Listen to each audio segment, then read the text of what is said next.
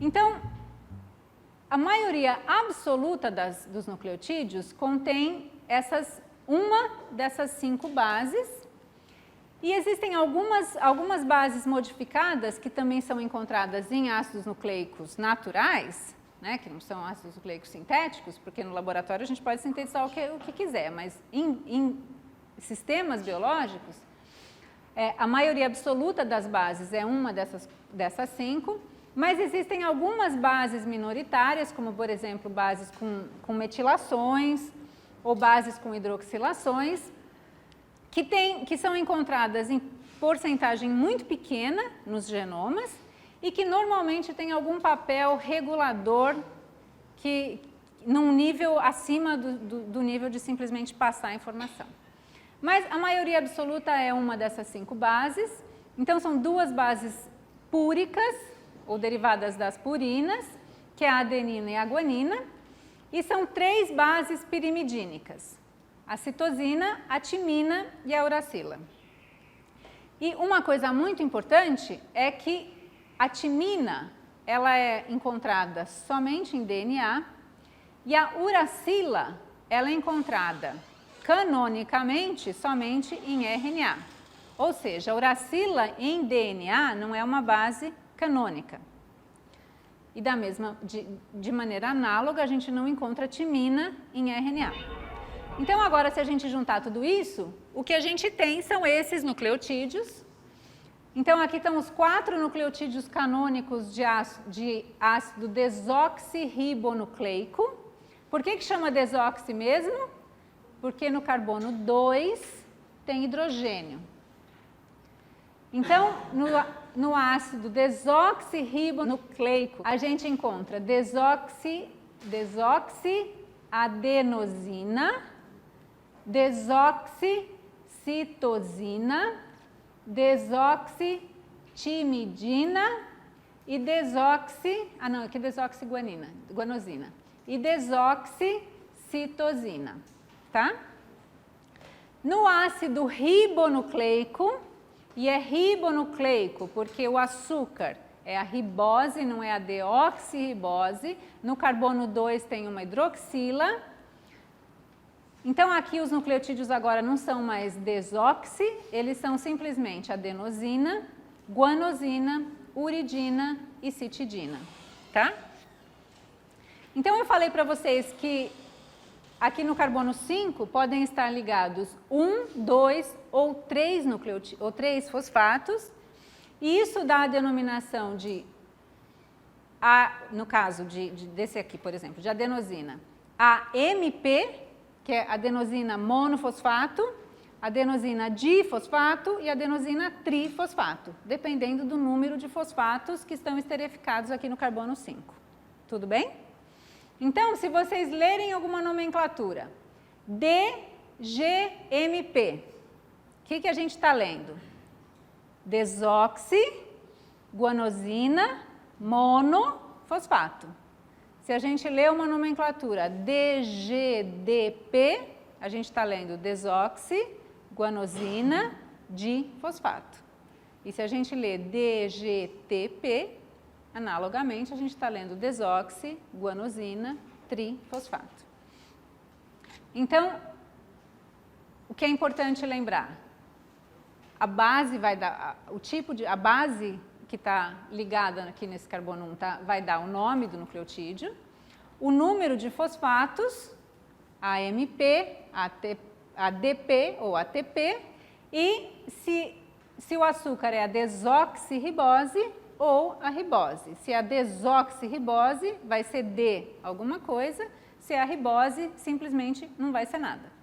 Então, aqui nessa tabelinha, a gente tem a base, o nome do nucleosídeo e o nome do nucleotídeo. Qual que é a diferença entre nucleosídeo e nucleotídeo?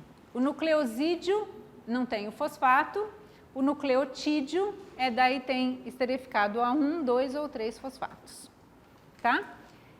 Então, é muito importante que vocês tenham uma boa noção da carinha desses nucleotídeos, da estrutura química deles.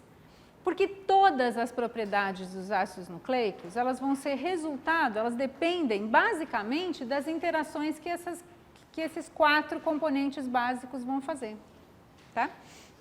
Então, é muito importante a gente fixar muito a carinha da estrutura do nucleotídeo. Tá, então, essas são as unidades monoméricas, que eu falei para vocês que os ácidos nucleicos são polímeros de nucleotídeos. Então, os ácidos nucleicos são polímeros que se ligam por ligações fosfodiéster. Lembram quando a gente estava falando de proteínas? Que a gente falou que as proteínas são polímeros de aminoácidos que se ligam através de ligações peptídicas, que, por sinal, são ligações covalentes. Na prova tinha uma questão para vocês discutirem um pouquinho sobre as interações que mantêm as biomoléculas. Lembram disso? Lembram dessa questão? E uma coisa que eu notei é que muita gente confunde ligação covalente com ligação não covalente. E quando a gente dá um nome para alguma ligação em específico, por exemplo, ligação peptídica, dizer que é uma ligação peptídica não está me dizendo se é uma ligação covalente ou uma ligação não covalente. Então, é muito importante caracterizar a interação do ponto de vista se é uma ligação covalente ou não covalente. A ligação peptídica é uma ligação covalente. A ligação fosfodiéster, que é essa ligação que liga os monômeros gerando o polímero, que é o ácido nucleico, também é uma ligação covalente. Em que um fosfato que está ligado ao carbono, aquele fosfato esterificado ao carbono 5, aqui, ele está ligado à hidroxila do carbono 3 da ribose, tá? Essa ligação é chamada de ligação fosfodiéster. E essa ligação, no caso do RNA, essa ligação é facilmente hidrolisada em condições alcalinas, tá? No caso do DNA, não. Então, olha aqui, isso aqui é uma fita de DNA, em que o açúcar é a desoxirribose, tá? Isso aqui é uma fita de RNA, é um polímero de RNA, em que o açúcar é a ribose, tem a hidroxila no carbono 2. E no caso do RNA, essa ligação, ela é facilmente hidrolisada, ela é bastante suscetível ao ataque alcalino, porque essa hidroxila no carbono 2, quando atacada por hidroxila do meio, quebra a ligação fosfodiéster, gerando uma quebra na cadeia do RNA. Então, o RNA é muito mais sensível a condições alcalinas do que o DNA, exatamente porque o DNA não tem a hidroxila no carbono 2. Porque o DNA, o açúcar constituinte do DNA é a 2-desoxirribose. Tudo bem? Bom, e como é que essa ligação é formada? Essa ligação é formada pelo ataque nucleofílico da hidroxila do carbono 3 ao fosfato do nucleotídeo, ao fosfato alfa do nucleotídeo que vai ser adicionado. Então, numa cadeia de ácido nucleico, em que o novo nucleotídeo está sendo adicionado para aumentar o tamanho do polímero, a reação que acontece é que a hidroxila, o nucleófilo, é a hidroxila do carbono 3', que ataca o fosfato alfa do novo nucleotídeo. Lembra que eu falei para vocês que os nucleotídeos, eles podem ter 1, 2 ou 3 fosfatos esterificados aqui? Então, o primeiro fosfato a gente chama de fosfato alfa, o segundo fosfato a gente chama de fosfato beta, e o terceiro fosfato a gente chama de fosfato gama.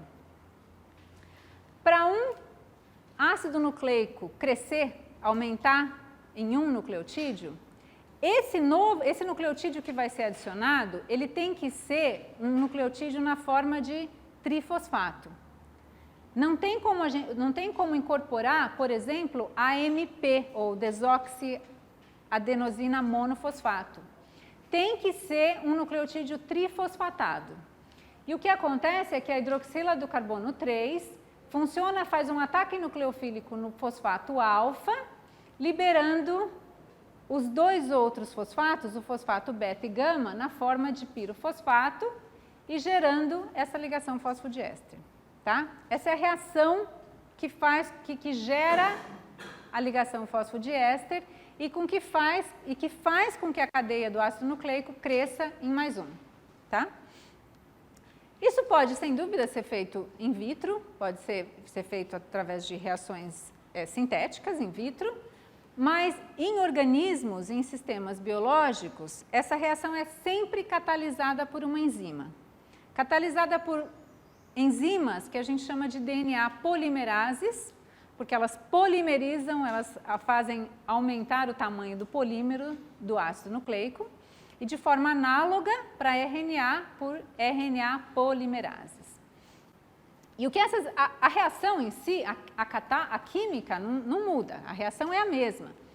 O que essas enzimas fazem é que elas têm no sítio ativo delas aminoácidos que fazem interações com a fita que está crescendo, com a fita de DNA que está crescendo e com o novo nucleotídeo que está sendo incorporado e localizam, posicionam essas moléculas na posição correta para que a reação aconteça, tá? Então, o sítio ativo de todas as DNA polimerases, basicamente, tem uma conformação, e isso é muito daquela coisa que a gente discutiu quando a gente estava discutindo estrutura de proteínas. O sítio ativo tem aminoácidos que vão ter grupamentos R disponíveis para fazer interações tanto com a fita de DNA quanto com o novo nucleotídeo que vai ser incorporado, que vão posicionar esse novo nucleotídeo para que esse ataque nucleofílico aconteça de forma correta. Tudo bem? Então, essas enzimas são codificadas pelo próprio DNA. Essas enzimas são proteínas.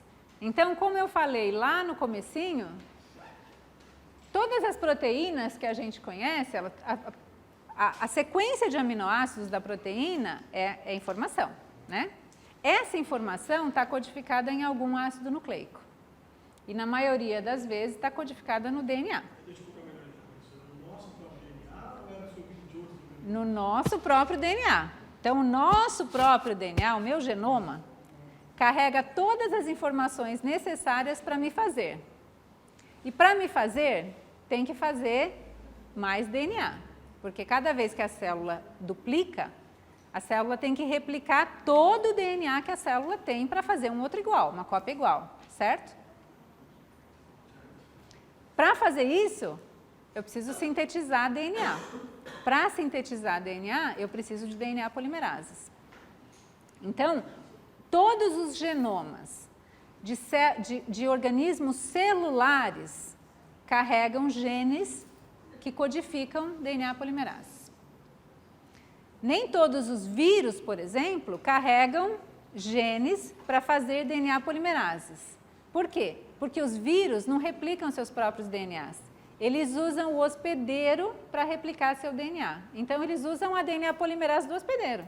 Então, eles não precisam se preocupar em carregar genes de DNA polimerase. Mas todos os organismos celulares têm pelo menos, no mínimo, tem que ter uma DNA polimerase. A gente tem várias, a gente tem diferentes DNA polimerases para diferentes tipos de metabolismo de DNA, para diferentes situações. Então, a gente tem polimerases que a gente chama de replicativas, que são as que realmente replicam o DNA. A gente tem polimerases que estão envolvidas em reparo de DNA. E a gente tem polimerases que estão envolvidas em tolerância de lesão de DNA. Então, a gente expressa, pelo menos, acho que umas 15 DNA polimerases diferentes. Bom, então, é assim que a gente... essa é a constituição básica dos ácidos nucleicos e é assim que novos nucleotídeos são incorporados para gerar essa ligação fosfodiéster. Bom, mas qual que é a estrutura tridimensional dos ácidos nucleicos? Né? Como é que os ácidos nucleicos que tipo de conformação que eles têm.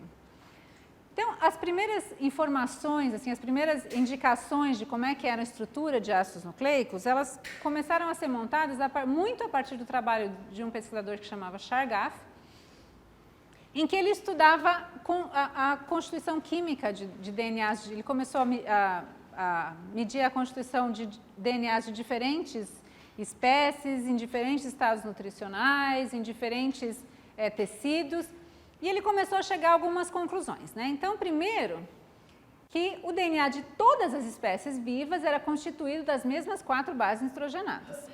Então, o Meissner já tinha mostrado lá no século anterior que essa substância nucleolina, que ele chamou, tinha base, fosfato e uma parte acídica. Então, ele mostrou que eram sempre as mesmas 4 bases. E ele mostrou que a composição das bases variava de uma espécie para outra. Então, o conteúdo de adenosina em seres humanos é completamente diferente do conteúdo de adenosina em E. coli. No entanto, dentro de uma mesma espécie, a variação na composição de bases era mínima. Ou seja, todos os humanos têm basicamente a mesma porcentagem de adenosina em relação às outras 3 bases.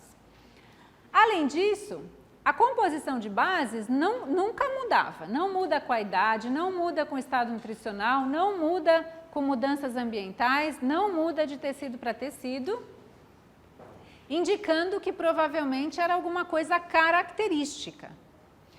E principalmente, o que ele encontrou, que foi o grande indicativo de que o DNA provavelmente tinha uma estrutura em que as bases formavam pares, é que independente da espécie, independente da composição relativa, o número de timinas era sempre igual ao de adeninas e o número de guaninas era sempre igual ao de citosinas. Então, se em uma espécie você tinha um conteúdo de A de 30% e na outra espécie você tinha um conteúdo de A de 70%, na espécie que você tinha 30% de A, você ia ter 30% de T. Na espécie que você tinha 70% de A, você ia ter o número igual de T's. Ou seja, sempre a quantidade relativa de A e T era igual e a quantidade relativa de C e G é igual. Então, essa foi a primeira grande indicação de que a estrutura, que o DNA tinha provavelmente alguma estrutura em que as bases formavam pares. Ou seja, A ia estar sempre pareado com T e G ia estar sempre pareado com C. Tudo bem? Só que até aí ninguém tinha muita ideia como é que era essa estrutura com pares de bases. Até que, no final dos anos 40, começo dos anos 50, as pessoas começaram a utilizar cristalografia de raio-x para estudar a estrutura de moléculas biológicas. E cristalografia de raio-x basicamente nada mais é do que um raio-x de uma molécula, né, de um cristal. Então, você cristaliza a molécula que você quer estudar, você incide um feixe de elétrons, esse feixe de elétrons que você está incidindo vai fazer interações eletrônicas, interações com os elétrons constituintes da molécula que você está estudando, e você tira um raio-x, uma fotinho dos elétrons que estão sendo difratados através dessas interações eletrônicas. E as primeiras pessoas que começaram a fazer esses estudos foram 2 cristalógrafos da Universidade de Cambridge ou Oxford, não me lembro,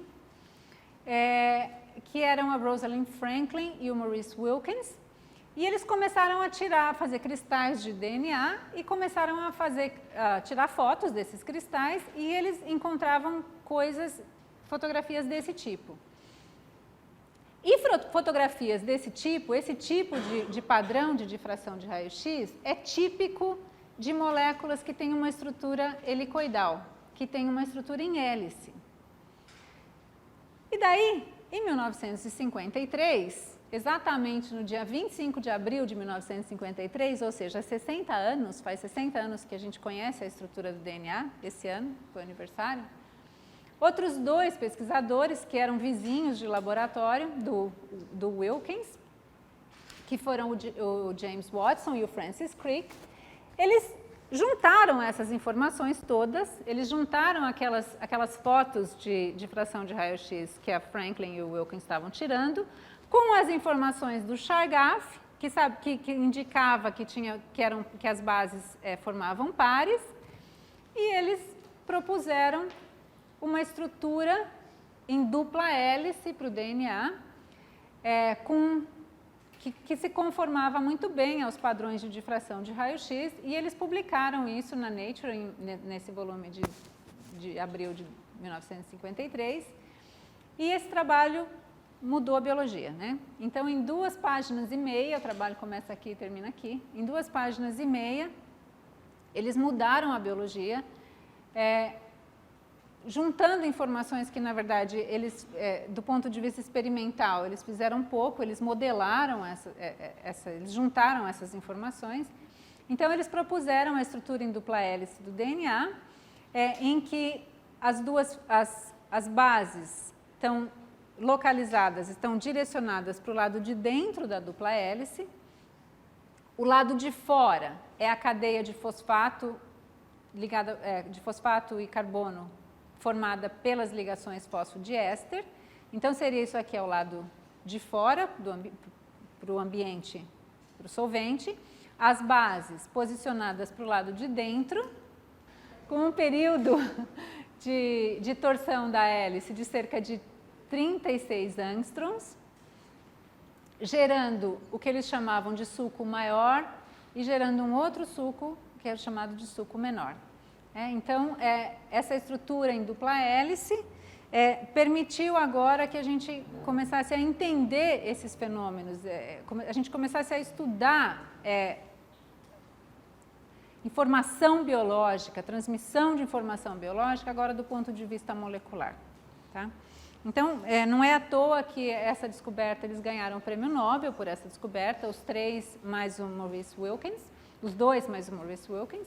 Não é à toa que essa descoberta é tão celebrada até hoje, e até hoje a gente está fazendo festa de aniversário para elucidação da estrutura do DNA.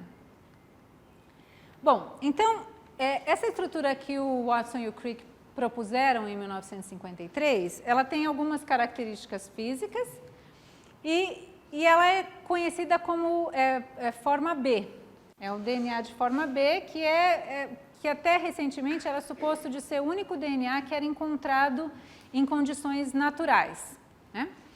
Que tem uma torção de hélice para a direita, com um diâmetro de cerca de 20 angstroms, que tem cerca de 10,5 pares de bases por torção, em que a distância entre os pares de bases é de cerca de 3,4 angstroms. O açúcar está numa conformação de C2 endo, e as ligações as bases estão numa conformação anti em relação ao açúcar. Acontece que as bases, a ligação que liga a base ao açúcar é uma ligação simples, e é uma ligação que pode girar. Então, em relação ao açúcar, as bases, elas podem adquirir tanto uma conformação que a gente chama de conformação sim, quanto uma conformação que a gente chama de conformação anti. Além disso, o açúcar, lembra que eu mostrei para vocês ali atrás, que tanto o carbono 2, quanto o carbono 3, eles podem estar tanto para cima do plano, quanto para baixo do plano dos outros carbonos. Então, a gente pode ter açúcares em conformação C2 endo para cima, C2 exo para baixo, e mesma coisa para o C3. C3 endo, C3 exo para baixo. O fato de que tanto o açúcar quanto a base podem adquirir essas diferentes conformações faz com que possam existir estruturas de DNA com conformações diferentes. Então, o DNA pode adquirir, na verdade, 3 conformações tridimensionais distintas, que são resultado dessas características. Então, a conformação que o Watson e o Crick determinaram é dessa forma B, que tem certas características.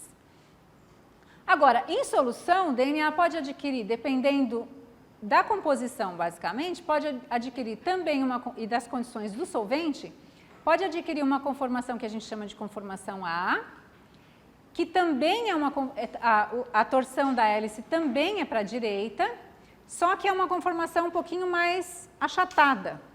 Por causa disso, o diâmetro é maior, é de 25 angstroms, o número de pares de bases por rotação é praticamente igual, é 11. Acontece que a distância entre pares de bases é menor. Então, enquanto numa conformação B é de cerca de 3,4 angstroms, numa conformação A é de cerca de 2,6 angstroms. Nesse caso, o açúcar está numa conformação C3 endo e a ligação glicosídica também está anti. E tem uma outra conformação, que é chamada de conformação Z, que essa é mais esticada e que essa é diferente porque a hélice está torcendo para o lado esquerdo, tá? A hélice torce para o lado esquerdo, o diâmetro, como ela é mais esticada, o diâmetro é menor, é de cerca de 18 angstroms, tem cerca de 12 pares de bases por torção e a distância entre os pares de bases também é um pouquinho maior, é 3,7 angstroms. No caso da conformação Z, o carbono 2 é 2 endo para as pirimidinas e é 3 endo para as purinas. E as pirimidinas estão em conformação anti, mas as purinas estão em conformação sim. Tá? Então, essa é a combinação dessas características que faz com que o Z-DNA tenha uma conformação tridimensional diferente. Até recentemente, as pessoas acreditavam que em organismos vivos, a gente só encontrava DNA B, na conformação B. Hoje já tem algumas evidências experimentais que algumas regiões dos genomas podem adquirir conformações diferentes, ou Z ou A DNA.